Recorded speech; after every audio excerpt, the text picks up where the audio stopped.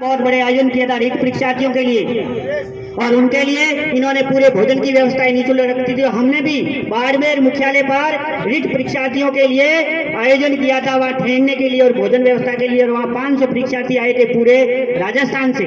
तो मैं तो कहता हूँ कि आप जितना भी मन पड़े इतना शिक्षा के क्षेत्र में योगदान करें।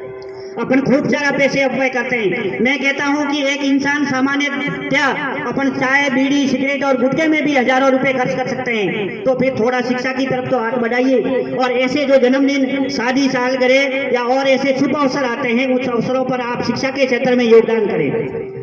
हमारा जो मिशन है, उस मिशन में जो डोनेट आता है वो डोनेट आता है जन्मदिन के उपलक्ष्य पे। यदि किसी का जन्मदिन होता है तो हम तो कहते हैं आप बड़े बड़े होटलों में जाके पार्टियां मनाते हैं, केक काटते हैं, इससे तो बेहतर है कि आप गरीब बच्चों के लिए शिक्षा के अंदर या कोई किताबों के लिए पैसे डोनेट करें, या आप कोई ब्लड डोनेट का आयोजन करके आप एक मानवता की मिसाल काम करें, ताकि आपकी वजह से कोई और किसी की जिंदगी बच सकती है। और यदि आपकी वजह से किसी की जिंदगी बच सकती है या किसी के घर उज्ज्वला हो सकता है, तो इससे ज्यादा अपनी क्या खूबसूरती हो सकती है और इससे ज्यादा अपना क्या सौभाग्य हो सकता है।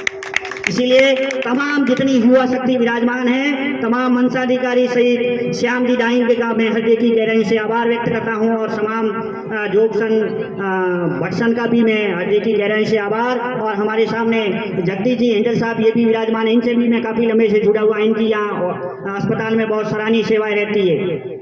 और भरत जी बोस मलवा, इनका भी मैं काफ़ी सोशल मीडिया से हमेशा देखता रहता हूं। तो आप हमेशा जितना हो सके इतना शिक्षा के क्षेत्र में और मानवता के नाम पे यदि अपना हाथ बढ़ाएं, कभी मैं मेरी गारंटी देता हूं, मैं मेरी आमदनी का 20% मानवता के लिए और शिक्षा के क्षेत्र में योगदान करता हूं, लेकिन आज दिन तक मेरा धन कभी कम नहीं पड़ा। और मैं गारंटी देता हूँ, और ये आपके सामने शख्सियत श्याम जी डांगी विराजमान है, इनसे और मेरे से लिख के ले लेना कि यदि आप मानवता के नाम पर अपना मेहनत की कमाई का यदि अंशदान करते हो तो जिंदगी में कभी आपका धन कम नहीं पड़ेगा।